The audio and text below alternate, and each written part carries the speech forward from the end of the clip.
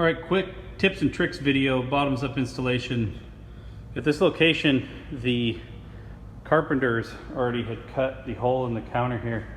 And as you can see, the pony wall coming up right here is in the space of where the dispenser is. So when we're talking about an in-counter dispenser, you need to make sure that the entire underneath of the dispenser, so this whole footprint here, is clear underneath so you can access the valves. So in this case, the valves themselves are sitting on top of this wall, sticking up out of the counter. So I've had to notch quite a bit of it out to allow for maintenance and access.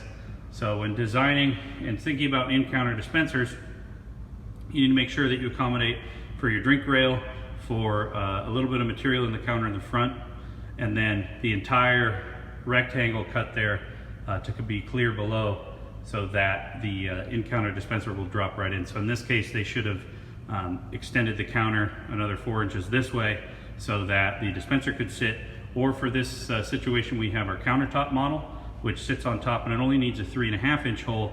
And even if it ends up on top of a wall, you can drill that hole through and then out the face of the wall to allow for easy installation. So this is just an example of why it is important to make sure to lay out your hole so that the entire space underneath a in-counter dispenser is clear.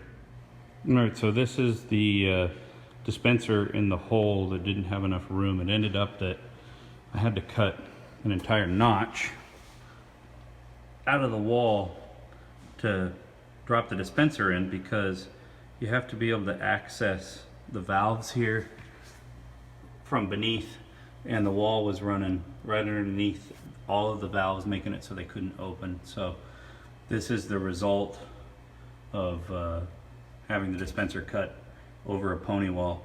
It may be that the health department requires them to make a little box here and put the FRP on it. So just beware that you have the appropriate layout and counter design so that it has room for the cutout here.